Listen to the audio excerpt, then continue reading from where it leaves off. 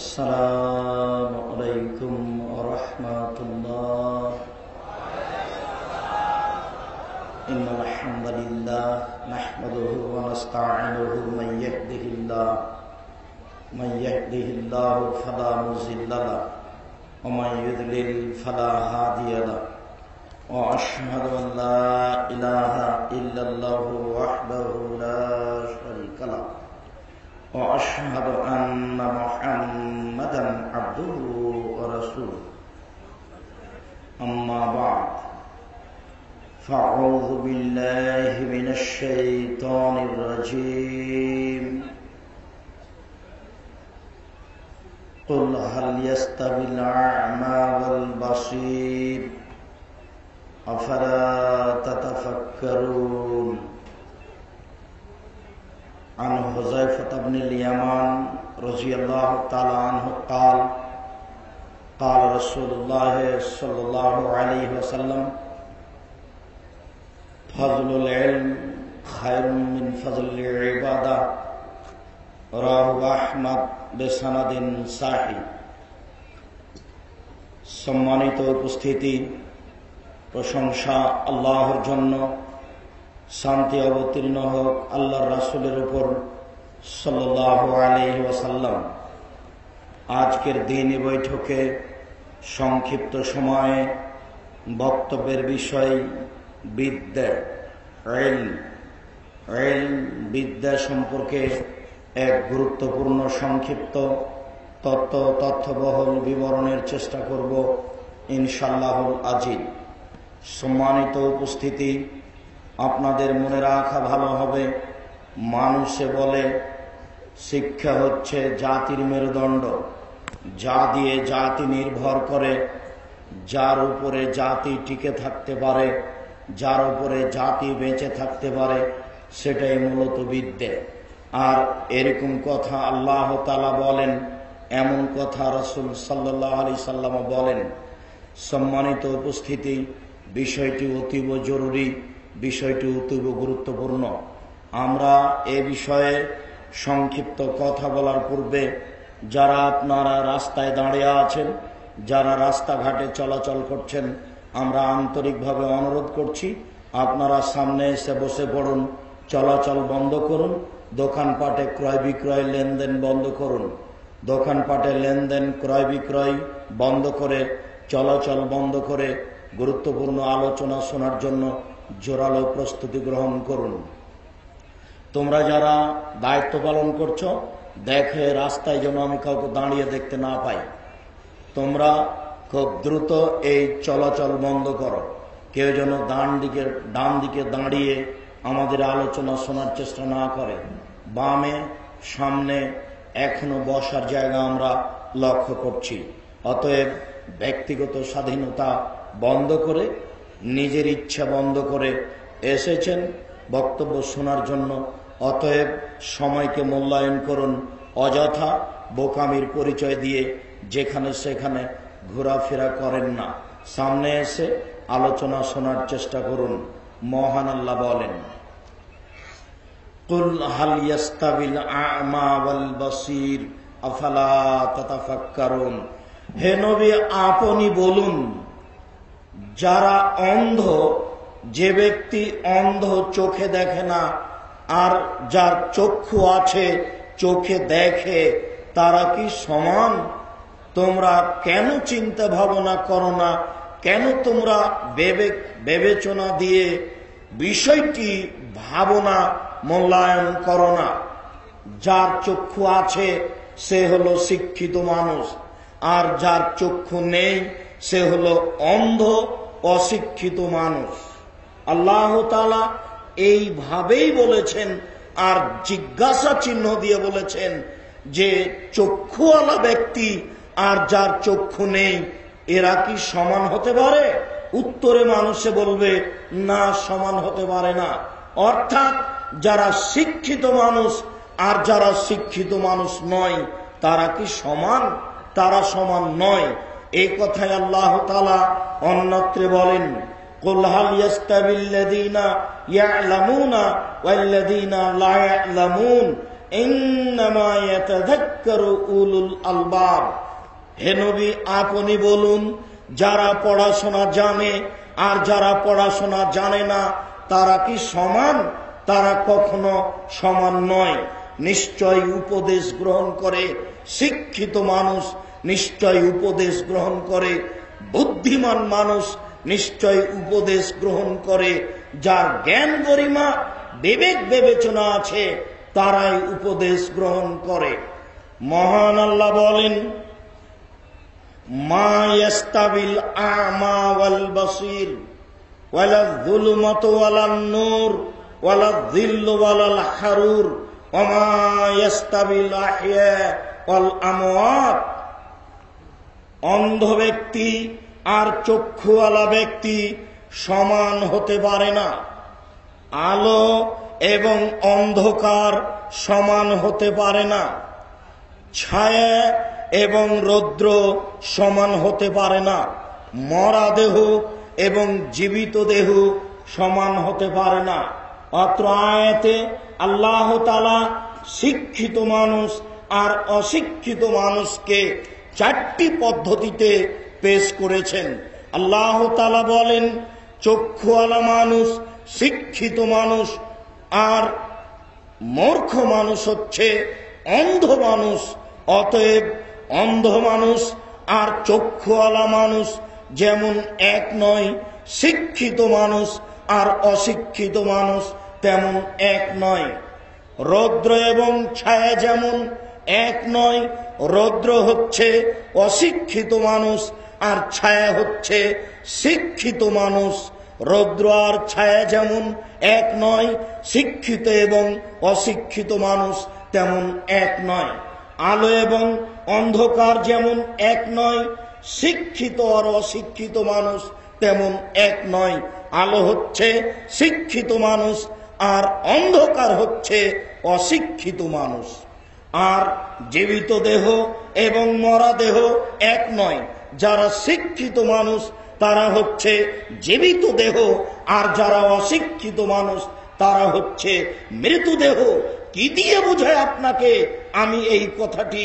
আল্লাহ তাআলা নিচে কোরআন মাজিদে অশিক্ষিত মানুষকে মরা দেহ বলে উল্লেখ করেছে।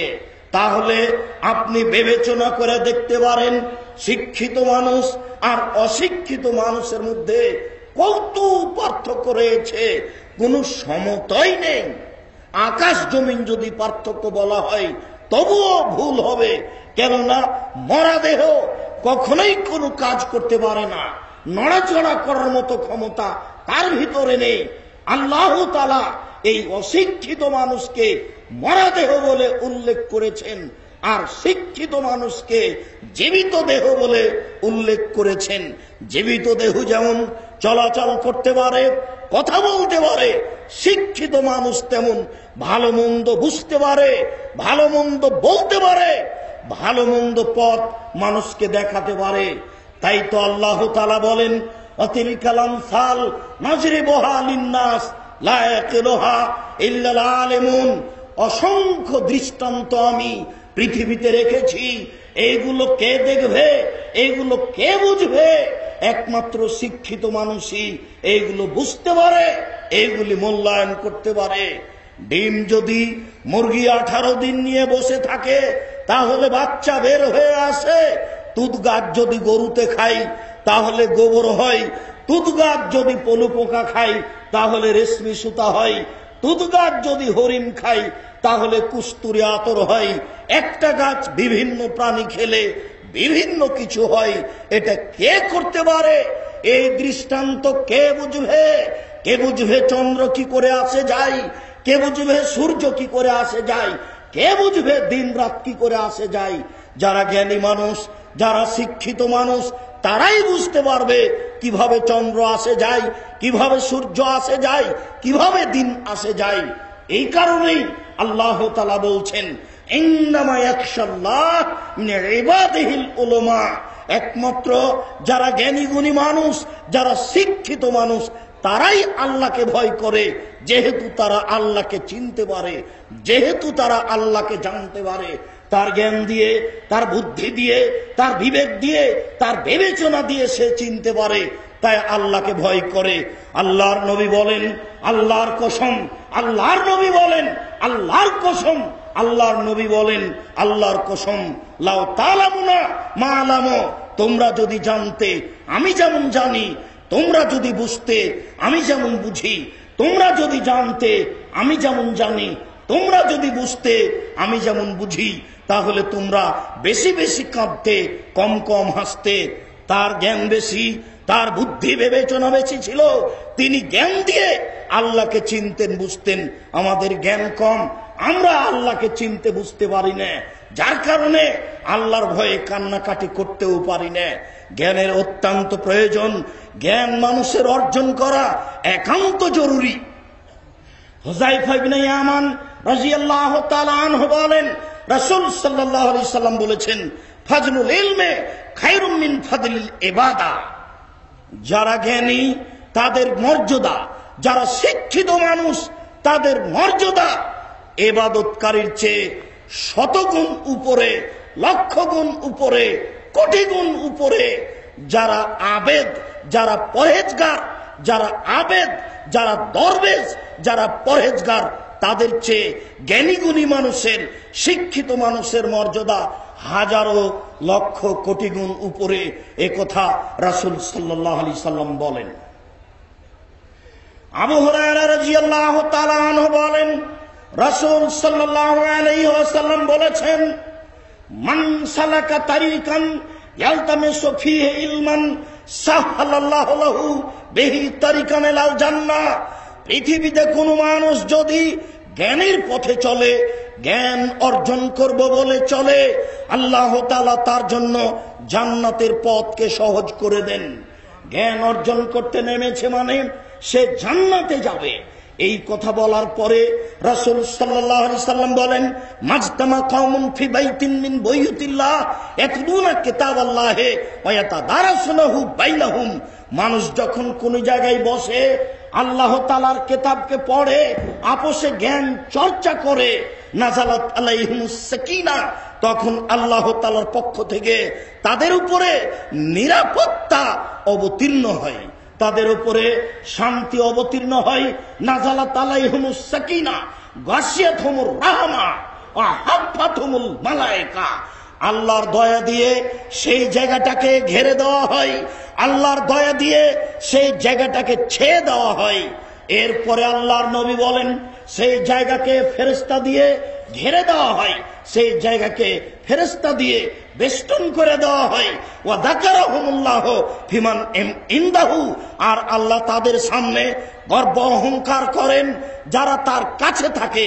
জিবরাইল, মিকাইল, ইসরাফিল বড় বড় ফেরেশতাকে বলেন, এই ফেরেশতাগণ দেখো, তোমরা এইসব মানুষকে সৃষ্টি করতে না করেছিলে, আজকে তারা কিভাবে কোরআন তেলাওয়াত করে, কিভাবে হাদিস চর্চা করে, কিভাবে জ্ঞান অর্জন করে। দেখো তোমরা, আমার এটা গৌরবের বিষয়, আমি সৃষ্টিকর্তা, এটা আমার অহংকারের বিষয়। তারা পৃথিবীর সবকিছুকে উপেক্ষা করে, ত্যাগ তিতিক্ষা করে আজকে কোরআন তেলাওয়াত করে, তাকে পরিবেশন করে, তাকে বুঝে, তাকে সমাজে বুঝানোর জন্য চেষ্টা করে। অতএব তাদের উপরে নিরাপত্তা অবতীর্ণ হয়, অতএব তাদেরকে দয়া দিয়ে ঘিরে দেওয়া হয়, অতএব তাদেরকে ফেরেশতা ঘিরে থাকেন। রাসূল সাল্লাল্লাহু আলাইহি সাল্লাম এভাবে বলেছেন। মুসলিম। সম্মানিত উপস্থিতি, আবু হুরায়রা রাদিয়াল্লাহু তাআলা আনহু বলেন, রাসূল সাল্লাল্লাহু আলাইহি ওয়াসাল্লাম বলেছেন, কানা রাজুলিন সাল্লাল্লাহু আলাইহি সাল্লাম যুকিরা লিরাসূলিল্লাহি সাল্লাল্লাহু আলাইহি সাল্লাম রাজুলানে। আল্লাহর নবীর কাছে দুইজন মানুষের কথা বলা হলো, আহাদুহুমা আলেম ওয়াল আখার আবেদ। দুইজন লোকের কথা আল্লাহর নবীর কাছে পেশ করা হলো, তার একজন হচ্ছেন আলেম আর একজন হচ্ছেন আবেদ, দরবেশ, ইবাদত বান্দেগী করে। এই পর্যন্ত পেশ করতেই আল্লাহর নবী বললেন, ফাজলুল আলেম আলাল আবেদ কা ফাজলি আদনাকুম আলা আদনাকুম। শুনে রেখো তোমরা, যারা জ্ঞানী গুণী মানুষ, যারা জ্ঞান চর্চা করে, তাদের মর্যাদা, তাদের সম্মান, যারা ইবাদত করে, যারা দরবেশি করে, যারা তাসবিহ তাহলিল করে, যারা জিকির আজকার করে, তাদের উপরে এত বেশি আমার যেমন মর্যাদা তোমাদের সাধারণের উপরে। যারা মুচির কাজ করে, যারা মেথরের কাজ করে, যারা রিক্সা চালায়, যারা মানুষের বাড়িতে কাজ করে, যারা সমাজের সাধারণ মানুষ, তাদের উপরে আমার মর্যাদা যেমন, আমি মুহাম্মদ সাল্লাল্লাহু আলাইহি সাল্লাম সাধারণ মানুষের উপরে আমার মর্যাদা যেমন, আমার সম্মান যেমন, ঠিক আলেমের মর্যাদা, জ্ঞানী মানুষের মর্যাদা তেমন সাধারণ মানুষের উপরে। কি দিয়ে বোঝায় আপনাকে আমি জ্ঞান চর্চা করা কি জিনিস, জ্ঞানী মানুষ কারা, জ্ঞান কত মর্যাদাপূর্ণ জিনিস। এরপরে রাসূল সাল্লাল্লাহু আলাইহি সাল্লাম বলেন, শুনে রেখো, ইন্নাল্লাহা ওয়া মালায়েকাতাহু ওয়া আহলাস সামাওয়াতি ওয়াল আরদ ওয়াল হিতান ফি জাওফিল মায়ে ওয়ান নামলা ফি জুহরিহা লা ইসাল্লুনা আলা মুআল্লিমিন নাসিল খায়রা। সম্মানিত দিনী ভাই, রাসূল সাল্লাল্লাহু আলাইহি সাল্লাম বলেন, নিশ্চয় আল্লাহ, নিশ্চয় ফেরেশতা, নিশ্চয় আকাশ, নিশ্চয় জমিন, নিশ্চয় আকাশ জমিনের মধ্যে যা কিছু আছে, পদার্থ, জড় পদার্থ, সবকিছু, এমনকি পানির পেটে মাছ, এমনকি গর্তের মধ্যে পিপিলিকা, সবাই আল্লাহকে বলে, আল্লাহ এই লোকটা কল্যাণের কথা বলে, এই লোকটা জ্ঞান চর্চা করে, তুমি তার প্রতি দয়া করো, তাকে ক্ষমা করে দাও। আকাশ বলে, এই আলেমকে ক্ষমা করে দাও। জমিন বলে, আলেমকে ক্ষমা করে দাও। পানির পেটে মাছ বলে, একে ক্ষমা করে দাও। গর্তের মধ্যে পিপিলিকা বলে, একে ক্ষমা করে দাও। যত কিছু দেখছেন, এই শামিয়ানা দেখছেন, এই চট দেখছেন, এই মাইক দেখছেন, এই মোবাইল দেখছেন, এই ব্যাগ দেখছেন, এই কাপড় চোপড়, সারা পৃথিবীর সব কিছু, জীবজন্তু, কীট পতঙ্গ, পদার্থ, জড় পদার্থ, সবকিছুই আল্লাহর দরবারে বলে, আল্লাহ এই লোকটাকে তুমি ক্ষমা করে দাও। এ হলো আলেম, এ জ্ঞান চর্চা করে। আপনাকে আমি কি দিয়ে বুঝাই তার মর্যাদা কত বেশি? আপনাকে আমি কি দিয়ে বুঝাই বিদ্যা কি জিনিস? আপনাকে আমি কি দিয়ে বুঝাই বিদ্যা অর্জনের ব্যবস্থা করা কত জরুরি, সমাজে কত প্রয়োজন? যেই সমাজে সমাজের লোক অধপতনে চলে গেছে, যেই সময়ে হারামকে বলছে হালাল, যেই সময়ে জেনাকে বলছে বৈধ, যেই সময়ে সুদকে বলছে বৈধ, যে সময়ে বদনাম, গীবাত, পরনিন্দাকে বলছে বৈধ, সেই সমাজে জ্ঞান অর্জন করা, জ্ঞান অর্জনের ব্যবস্থা করা কত উত্তম, আপনাকে আমি কি দিয়ে বুঝাই? কাসির ইবনে কায়েস রাদিয়াল্লাহু তাআলা আনহু বলেন, কুনতু জালিসান মা আবি দারদা ফি মসজিদে দামাস্কিন, আমি কাসির ইবনে কায়েস সিরিয়ার দামাস্কের মসজিদে আবু দারদার পাশে বসেছিলাম। ফাজাহু রাজুলুন, হঠাৎ একটা লোক তার নিকটে এসে উপস্থিত হলো, এসে বলল, ইন্নী জিতুকা মিন মদিনাতির রাসূল বালাগানি আন্নাকা তুহাদ্দিসুহু আন রাসূলিল্লাহ সাল্লাল্লাহু আলাইহি সাল্লাম। হে আবু দারদা, আমি রাসূলের মদিনা থেকে আপনার কাছে এসেছি একটা হাদিস শিক্ষার জন্য। ওমা জিতু লিহাজাতিন, আমি অন্য কোনো প্রয়োজনে আসিনি, আমি সিরিয়া ব্যবসার জন্য আসিনি। যাতায়াত পথ হচ্ছে 3 মাস, 1.5 মাস যেতে লাগে, 1.5 মাস আসতে লাগে। এই লম্বা পথ আমি মদিনা থেকে আপনার কাছে এসেছি একটা হাদিসের জন্য। আমি শুনেছি সে হাদিস আপনি বর্ণনা করেন। আপনি মনে রাখবেন আবু দারদা, আমি অন্য কোনো কাজে আসিনি, আমি ব্যবসার জন্য আসিনি, আমি কোনো কিছু নেওয়ার জন্য আসিনি, আমি বিভাষাদি উপলক্ষে আসিনি, একটা হাদিসের জন্য এসেছি। এই পর্যন্ত বলতেই আবু দারদা রাদিয়াল্লাহু তাআলা আনহু বলেন, শুনে রাখুন, রাসূল সাল্লাল্লাহু আলাইহি ওয়াসাল্লাম বলেছেন, মান সালাকা তারিকান ইয়াতলুবু ফি ইলমান সাহালাল্লাহু লাহু বিহি তারিকান ইলাল জান্নাহ। প্রথম বাক্য তিনি বললেন, শুনে রাখুন, আল্লাহর নবী বলেছেন, যে ব্যক্তি বিদ্যার জন্য বের হয়ে যায়, আল্লাহ তাআলা তার জান্নাতের পথকে সহজ করে দেন। এরপরে তিনি বলেন, মনে রাখবেন, আল্লাহর নবী বলেছেন, ওয়াইনাল মালায়েকাতা লা তাদা আজনিহাতাহা রিজাল তালিবুল ইলম, যারা জ্ঞান অর্জন করে ফেরেশতারা তাদের পায়ের নিচে পর বিছিয়ে দেন, ডানা বিছিয়ে দেন। এর বিকল্প কোনো তর্জমা করার প্রয়োজন নেই, অনুবাদ করার প্রয়োজন নেই। এটাই নগদ, এটাই বাস্তব। যারা সত্যই আল্লাহকে সন্তুষ্ট করার জন্য খালেস অন্তরে একমুখী হয়ে, একনিষ্ঠ হয়ে, একবারে শিক্ষা অর্জনের জন্য, কোরআন হাদিস জানা ও বুঝার জন্য বের হয়ে যায়, যতবার পা ফেলে ততবার তার পায়ের নিচে ফেরেশতা ডানা বিছিয়ে দেন। এ কথাই চূড়ান্ত, এর বিকল্প কোনো অর্থ ব্যাখ্যা করার কোনো প্রয়োজন নেই। এ কথাই রাসূল সাল্লাল্লাহু আলাইহি ওয়াসাল্লাম বলেছেন, এ কথাই আবু দারদা রাদিয়াল্লাহু তাআলা আনহু বলেন। তিনি তারপরে বলেন, শুনুন, আল্লাহর নবী বলেছেন, মাইন্না ফাদলাল আলিম আলাল আবিদ কাফাজিল কামারে লাইলাতুল বদরে আলা সাইরিল কাওয়াকিব।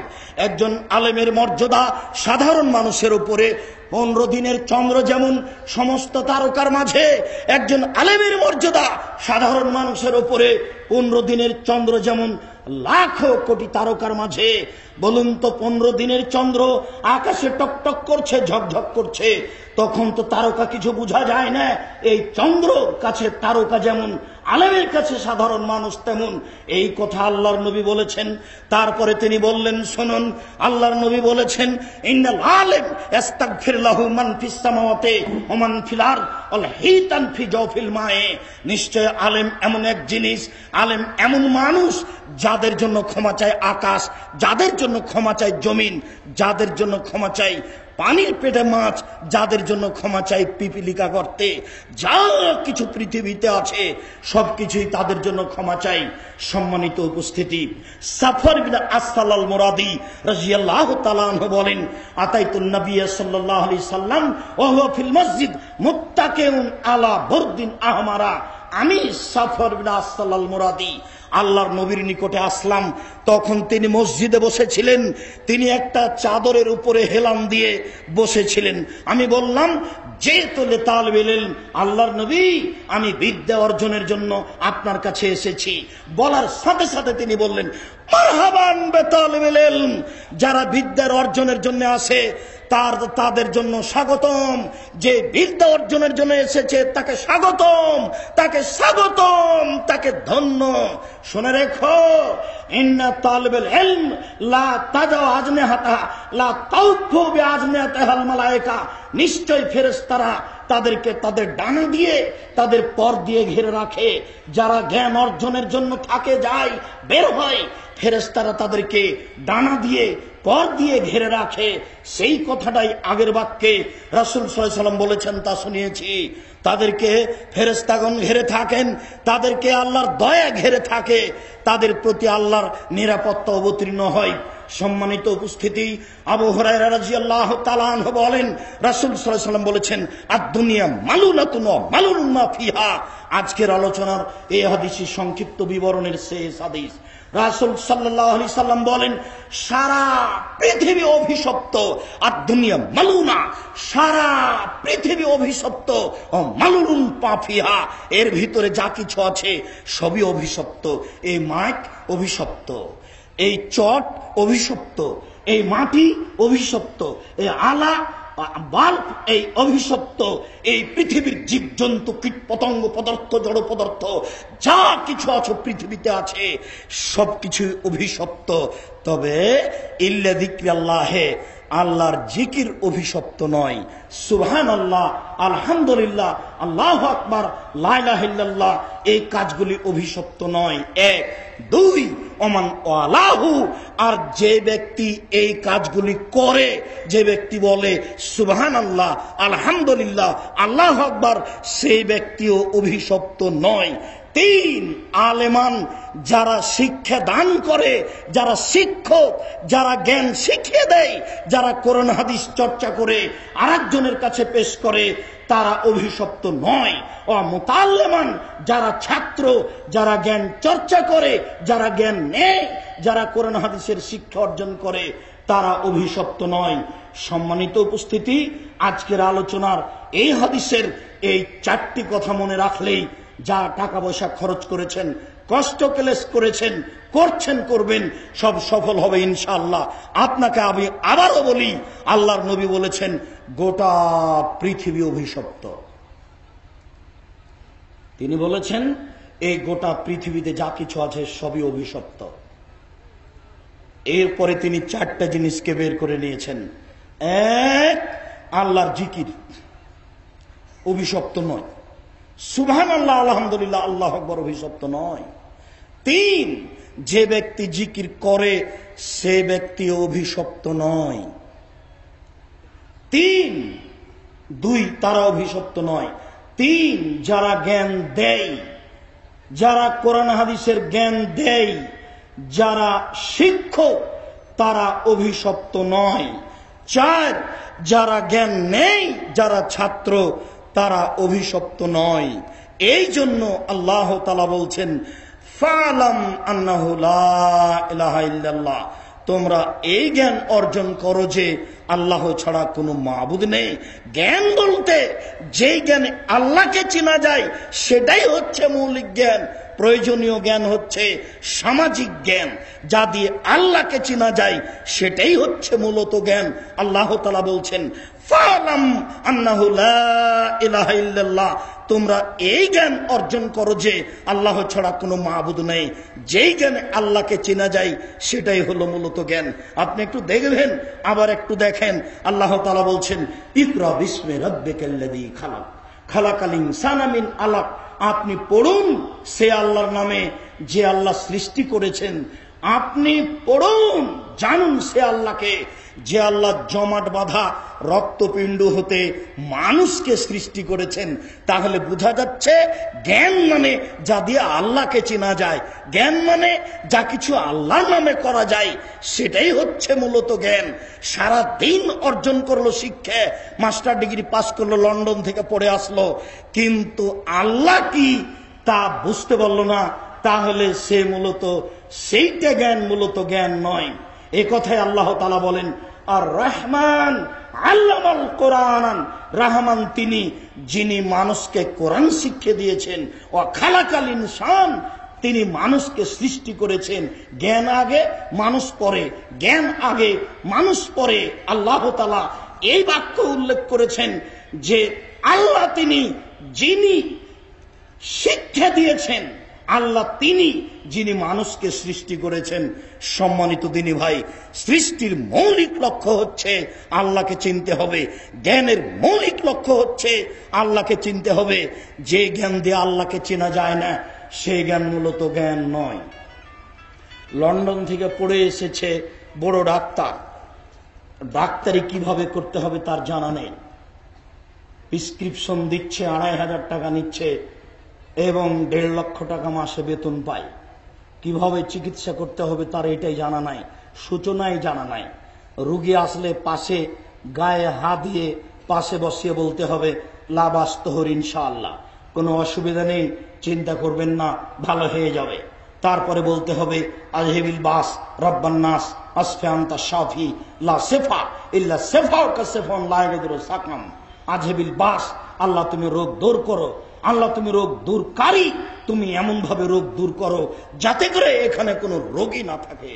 তার মানে হচ্ছে ইনি ডাক্তার, এমনিতে ডাক্তারি শিখে তার সারা জীবনে কিভাবে ডাক্তারি করতে হবে তার একটা বাক্যও পড়েনি। অতএব মূলত এটা জ্ঞান নয়।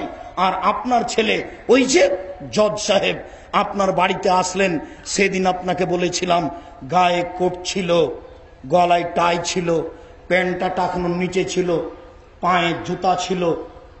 এই সময়ে তিনি গাড়ি থেকে নামলেন। একটু পরে আপনার বৌমা গাড়ি থেকে নামলেন, গায়ে হালকা হালকা কাপড় আছে। এরপরে আপনার ছেলের মেয়ে নাতনি গাড়ি থেকে নামলেন, দেখা গেল পরনে কাপড়ই নেই। তারপরে দেখা গেল গাড়ির পিছন দিকে কুকুর আছে। বলেন এই বিদ্যা কি? মূলত এটা বিদ্যা নয়। সম্মানিত দিনী ভাই, আমি একজন সাধারণ মানুষ, তেমন বিদ্যা বুদ্ধি রাখি না, ভাঙাচোরা বিদ্যা নিয়ে চলি।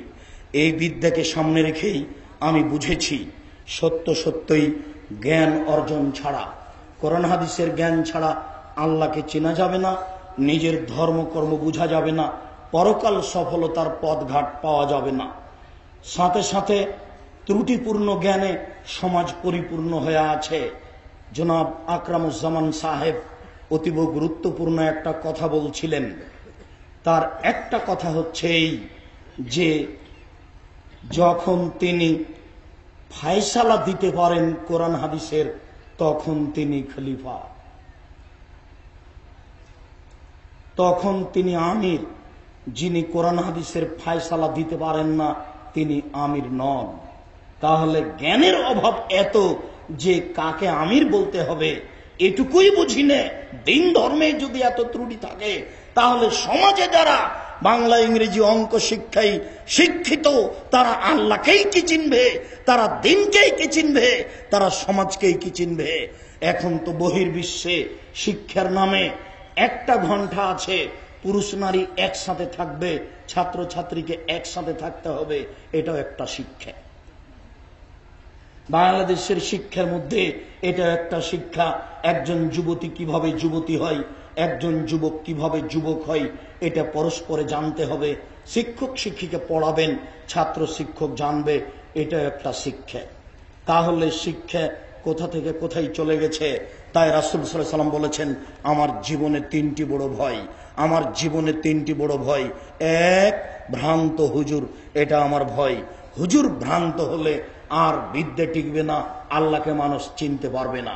দুই, সাতাবদ কাবাইলু মিন উম্মতি আল আওসানা, আমার উম্মত মূর্তি পূজা করবে, এটা আমার ভয়। প্রায় মানুষের বাড়িতে ছবি মূর্তি আছে, কাঁকড়া আছে, প্রায় মানুষের বাড়িতে রুই মাছের ছবিতে আয়না আছে, প্রায় মানুষের শোকেজ আছে, দুই দিকে ময়ূর পাখি আছে, আমার উম্মত মূর্তি পূজা করবে, এটা আমার ভয়। তিন, সাতালতাহু কাবাইলু মিন উম্মতি বিল মুশরিকিন, আমার উম্মত হিন্দুদের সাথে মিশে যাবে, এটা আমার ভয়। মানুষের বিদ্যে মানুষকে হিন্দু নীতি নিয়ম শিক্ষা অর্জন করতে বাধ্য করবে, মানুষের বিদ্যা মানুষকে মূর্তি পূজা করতে বাধ্য করবে, সেই বিদ্যা মূলত বিদ্যা নয়। সম্মানিত দিনী ভাই, এই বিদ্যাকে পরিহার করে আল্লাহকে চিনার বিদ্যা, নবীকে চিনার বিদ্যা, তাদের নিয়ম নীতিকে চিনার বিদ্যা শিক্ষা অর্জন করতে হবে, জানতে হবে। এই লক্ষ্যে মূলত এই জামিয়া সালাফিয়া। সম্মানিত দিনী ভাই, আমার অনেক বড় পরিকল্পনা, আমার অনেক বড় স্বাদ, চিন্তা ভাবনা করে এই কাজে হাত দিয়েছি। আমি আপনাদেরকে আন্তরিকভাবে এই অংশে যেটা বলছি সেটুকু হচ্ছে, এই সারা পৃথিবীর মানুষ, আপনারা দিনী ভাই বোন যারা যেখানে আছেন, যারা যখন শুনতে পাবেন তখন একটু আল্লাহকে বলবেন, আল্লাহ আব্দুর রাজ্জাক সাহেব যে পদক্ষেপ নিয়েছেন সেই পদক্ষেপ তুমি কবুল করো। আমার মূলত আন্তরিক দাবি আপনার উপরে এইটা। যদি এইটা হয়ে যায় তাহলে এই কাজ আর বন্ধ হবে না, এটাকে কেউ কৌশল দিয়ে ঠেকাতে পারবে না। ওপরে যদি ঠিক থাকে কারো কৌশল গ্রহণীয় নয়, আর যদি ওপরে নড়চড় হয় তাহলে পৃথিবীতে কারো কৌশল চলবে না। দুই, এর পরিকল্পনা, এই প্রতিষ্ঠানের দ্বিতীয় পরিকল্পনা হচ্ছে এই মানুষ দিনের নামে ধর্মের নামে বিভিন্ন দলে বিভক্ত। সাথে সাথে যদি দিনের দাওয়াতের ব্যাপারে আসা যায়, ডাকা যায়, তাহলে এক একজনের এক এক মন্তব্য, তিনি তো এই করেন, তিনি তো এই দলে থাকেন। আশ্চর্য, দিনের ব্যাপারে ডাকলে মানুষের মন্তব্য এইভাবে শোনা যায়, অথচ আল্লাহ তাআলা বলছেন, আল্লাহ নবী বলছেন, লা তাসাউ ফিল মারুফ, তোমরা ভালো কাজে নাফরমানি করো না। দিনী বৈঠককে বন্ধ করা মানুষ প্রয়োজন মনে করছে, দিনী বৈঠকের বিরোধিতা করা মানুষ প্রয়োজন মনে করছে।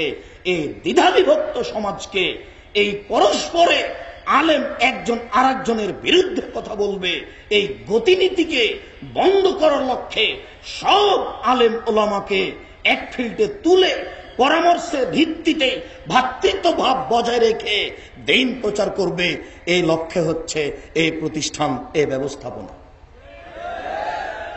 আমি আপনাকে আবারও এখানে বলছি, এতে আমার ব্যক্তিগত কোনো সরিষা সমপরিমাণ স্বার্থ নেই। আমি বলছি, আল্লাহ তুমি এই লক্ষ্য উদ্দেশ্যকে কবুল করো। মানুষের যে কুক্ষিগত পরিকল্পনা আছে, এই পরিকল্পনাকে ভেঙে চুরে নস্যাৎ করে দিয়ে একমাত্র তোমাকে সন্তুষ্ট করার জন্য সবাই যেন একটা ভালো চালনায়, ভালো আলোচনায় একমত হতে পারে, সবাই যেন একটা ভালো কাজে পরামর্শ দিতে পারে, সবার মধ্যে যেন একটা ভ্রাতৃত্ব ভাব, ভালোবাসা থাকে, তুমি এই ব্যবস্থা করে দাও। তুমি আমাদের এই পরিকল্পনা কবুল করো, আল্লাহুম্মা আমিন। তৃতীয় হিসাব নিকাশ, এই শিক্ষা প্রতিষ্ঠানের মাধ্যমে এক নম্বর কাজ হবে, পত্রিকা বের হবে বাংলা, ইংরেজি, আরবি ভাষায়, তিনটা ভাষায় পত্রিকা বের হবে। জাতির দিন ধর্ম জানার জন্য। পত্রিকার নাম হবে আল ইতিসাম, শক্তভাবে আল্লাহর রশিকে আঁকড়ে ধরা। বাংলা ভাষায় বের হয়েছে নভেম্বর থেকে, 2016 সালের নভেম্বর থেকে বের হচ্ছে। এই পত্রিকায় এই নামে আরবি ভাষায় ইংরেজি ভাষায় বের হবে। এটা পরিকল্পনা, হিসাব নিকাশ আল্লাহ তুমি কবুল করো।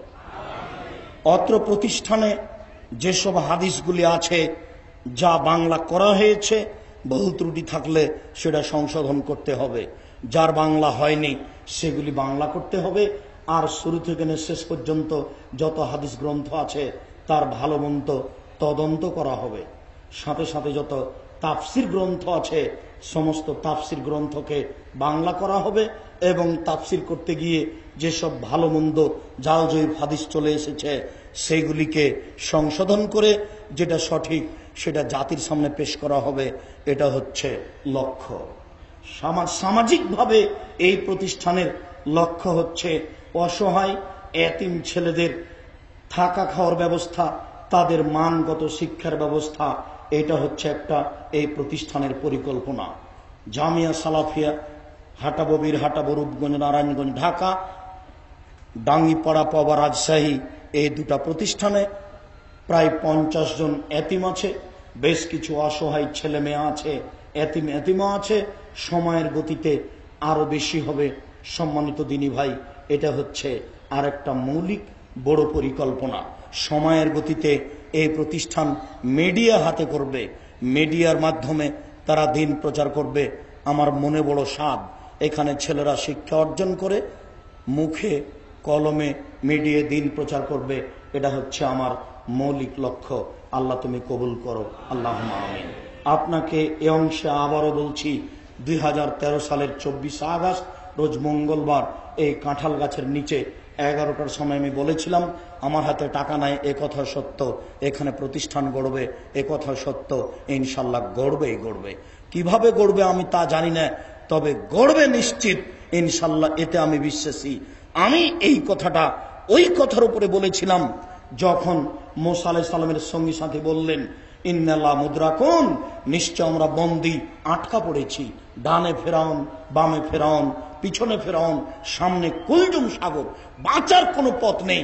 মুসা আলাইহিস সালামের সঙ্গী সাথী বললেন আমরা বন্দী, আমরা আটকা পড়েছি, আমরা বাঁচতে পারি না, আমরা ফেরাউনের হাতে বন্দী। তখন মুসা আলাইহিস সালাম বলেছিলেন কাল্লা, কখনো নহে, অসম্ভব, হতে পারে না। ইন্না মায়া রাব্বি, আমার সাথে আমার প্রতিপালক রয়েছেন, সায়াহদিনী, তিনি আমাকে পথ দেখাবেন। মুসা আলাইহিস সালামের জানা নাই পথ কি হতে পারে, বাঁচার কোনো পথই নেই, সামনে সাগর, পথ কি হতে পারে। তিনি সরিষা সমান জানতেন না পথ কি হতে পারে, তবে তার বিশ্বাস ছিল পথ হবেই হবে। তাই তিনি বলেছিলেন কাল্লা, কখনো নহে, অসম্ভব, হতে পারে না, তারা আমাকে ধরতে পারে না। ইন্না মায়া রাব্বি, আমার সাথে আমার প্রতিপালক রয়েছেন, সায়াহদিনী, তিনি আমাকে পথ দেখাবেন। তার বিশ্বাসের অভাব ছিল না। আমি একজন সাধারণ মুসলিম, বিশ্বাসের অভাব আছে এই কথা আমি বিশ্বাস করি না। এক আল্লাহকে বিশ্বাস করি, তিনি সর্বশক্তিমান, তিনি সব কিছু করতে পারেন, এটাই বিশ্বাস করি। এই বিশ্বাসের ভিত্তিতেই অল্প দিনের মধ্যেই এই 5 তলা বিল্ডিং দেখতে পাচ্ছেন, যেখানে বহু ছেলে অবস্থান করছে। মেয়েদের কোনো উপযুক্ত ব্যবস্থা করা যায়নি। এই জমির ওই শেষ অংশে অস্থায়ীভাবে মেয়েদের ব্যবস্থা করা হয়েছে। সেখানে শিক্ষক, সেখানে শিক্ষিকা এবং ছাত্রীরা বসবাস করে, শিক্ষার্জন করে। পাশে বেশ কিছু জমি নেওয়া হয়েছে, আরো সময় সাপেক্ষে জমি নিতে হবে, এই পরিকল্পনা আছে। মানুষে বলছে যে বাংলাদেশের রাজধানী হচ্ছে ঢাকা আর ঢাকার রাজধানী হচ্ছে পূর্বাচল। এই হিসাবেই ভাবছি এই জায়গাটা সময়ের উপরে অতীব গুরুত্বপূর্ণ জায়গা হবে। যদি আজকে আপনাদের আসতে কষ্ট হয়েছে, হয়তো বা এমন একদিন থাকবে, আসবে যে সেদিন কষ্ট হবে না। এই লক্ষ্যেই 2016 সালের 17 ফেব্রুয়ারি ডাঙ্গিপাড়া পাওয়া রাজশাহী জামিয়া সালাফিয়ার কাজ আরম্ভ করা হয়। 2016 সালের 16 জুলাই রোজ শনিবার ডাঙ্গিপাড়া পাওয়া রাজশাহীতে বুখারীর দার্স দিয়ে ক্লাস আরম্ভ হয়। আলহামদুলিল্লাহ, ওখানে বিশাল প্রতিষ্ঠান চলছে, পরিকল্পনা একটাই, চিন্তা ভাবনা একটাই, তিনি সর্বশক্তিমান। এই বিশ্বাসে আগাচ্ছি তিনি সবকিছু করতে পারেন। কিভাবে করবেন আমি জানি না। আমি যারা এলাকাবাসী, হাটাবো বীর হাটাবোবাসী, আমি তাদের আন্তরিকভাবে শুকরিয়া আদায় করি। তাদের পক্ষ থেকে দান করা হোক আর বিক্রি করা হোক, এই ব্যবস্থাপনা করার কারণে সাথে সাথে আপনারা যারা এসেছেন তাদের সবার শুকরিয়া আদায় করি। আল্লাহ আপনাদেরকে যাজায়ে খায়র দান করুক। আজকের দিনে খানা পানিতে কিছু কষ্ট হচ্ছে, এরপরে আপনারা সবকিছু মেনে নিয়ে ত্যাগ তিতিক্ষাকে সামনে রেখে কোরআন হাদিস শুনছেন। আমি আপনাদের জন্য আন্তরিকভাবে দোয়া করি।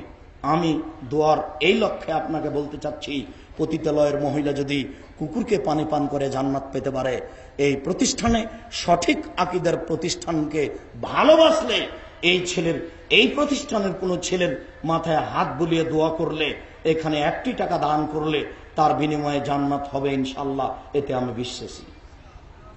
যদি সত্য সত্যই আল্লাহকে সন্তুষ্ট করার জন্য এটা করা হয়, তাহলে অবশ্যই এর বিনিময়ে জান্নাত হবে ইনশাআল্লাহ। আমি এই বিশ্বাসেই আপনাকে বলছি, এই প্রতিষ্ঠানে আপনি অল্প হলেও টাকা দিয়ে যাবেন দান হিসাবে। আপনি সম্পূর্ণ খেয়ে বিলিয়ে বন্ধু বান্ধবকে খাওয়াইয়ে শেষ করিয়েন না। এতবার দোকানেই বা কেন যাচ্ছেন আর এতবার রাস্তাতে হাঁটছেন বা কেন? এটা বোকামি হচ্ছে, ভুল হচ্ছে। নিজের বিবেচনা আরেকজনকে দিয়েন না। তাৎক্ষণিক দানের হিসাবে সবাইকে বলছি, যারা আমার ছেলেরা দুই দিকে আছো তারা সামনে আসো, যারা মেয়েরা আছো তারা মহিলাদের কাছে যাও। আমি আপনাদেরকে প্রথমে বলছি 50,000, 5,000, 10,000, 20,000, 2 লাখ, 5 লাখ আপনি পাশে যারা দান নিচ্ছে সেখানে দিয়ে আসেন, লিখিয়ে আসেন। আর তাৎক্ষণিক বৈঠকে সবাইকে দান করার জন্য বলছি। আমরা যারা স্টেজে আছি আমি সহ সবাইকে দান করার জন্য বলছি। সবাই যার যতটুকু সম্ভব এই প্রতিষ্ঠানের লক্ষ্যে আপনারা দান করুন। আমিও আপনাদের দানের খাতে এই টাকাটা দান করলাম। আল্লাহ তুমি আমাদের দান কবুল করো, আল্লাহুম্মা আমিন। আল্লাহ তুমি সর্বশক্তিমান, তোমাকে সন্তুষ্ট করার জন্য আমরা এ দান করছি। গোপনে দান করলে তোমার রাগ মিটে যায়, গোপনে দান করলে কবরের শাস্তি হারিয়ে যায়, কবরের শাস্তি মিটে যায়, এই লক্ষ্যে দান করছি। আর যাওয়ার সময়তে সবাই খেয়াল করবেন, আব্দুল্লাহ বিন আব্দুর রাজ্জাকের একটি লিখা বই আমরা হাদিস মানতে বাধ্য। এদেশের এই নামে ব্যতিক্রম বই, আর এই বইয়ে এমন কিছু আলোচনা আছে যে আলোচনা অনেক বইয়ে পাওয়া যাবে না। এই নামে একটা ব্যতিক্রম বই, আমরা হাদিস মানতে বাধ্য। এক শ্রেণীর মানুষ হাদিস মানে না, মানা প্রয়োজন মনে করে না। এই কারণে এই বইটি লিখা। যাওয়ার সময়তে সবাই বই নিয়ে যাবেন, আন্তরিকভাবে সবাই দান করুন, কেউ বাকি থাকবেন না। এই মুহূর্তে যদি 10 টাকা না থাকে, কারো কাছে 10 টাকা নিয়ে ছেলেদের হাতে দিবেন। আল্লাহ তুমি আমাদের কবুল করো, আল্লাহুম্মা আমিন। আমি সকল দিনী ভাই বোনকে আন্তরিকভাবে বৈঠকি দান করার অনুরোধ রেখে বলছি, আল্লাহ তুমি আমাদের যারা মারা গেছে তুমি তাদের কবরের শাস্তি মাফ করো। আমরা যারা অসুস্থ তুমি তাদের আরোগ্য দান করো। আমরা যারা বেঁচে আছি তুমি তাদেরকে তোমার রাসূলের পদ্ধতি অনুযায়ী চলার তৌফিক দান করো, আল্লাহুম্মা আমিন। আর আপনারা খুব দৃঢ়তার সাথে থাকবেন, এই ফিল্ড ছাড়বেন না, রাস্তায় যাবেন না। মুজাফফর বিন মুহসিন আছে বক্তব্যের জন্য। আমাদের এই দেশের সুপরিচিত মাওলানা কাজী ইব্রাহিম আসছেন। আমাদের সুপরিচিত খুব বড় শিক্ষিত আলেম মানুষ ডক্টর জাকারিয়া, তারা প্রতীক্ষমান আছেন। আপনাকে সবাইকে মূল্যায়ন করতে হবে। অতএব কষ্ট হলেও যেহেতু এই উদ্দেশ্যে এসেছি, কাজে স্থান ছেড়ে নিজেকে সফল মনে করবেন না। সকল ভাই বোনকে আমাদের এই বড় বড় বক্তার জ্ঞান সম্পূর্ণ আলোচনা শোনার অনুরোধ রেখে, সবাইকে দান করার অনুরোধ রেখে আজকের সংক্ষিপ্ত আলোচনা এখানে শেষ করলাম। সুবহানাকা আল্লাহুম্মা ওয়া বিহামদিকা আশহাদু আল্লা ইলাহা ইল্লা আনতা আস্তাগফিরুকা ওয়া আতুবু ইলাইক। আসসালামু আলাইকুম ওয়া রাহমাতুল্লাহ।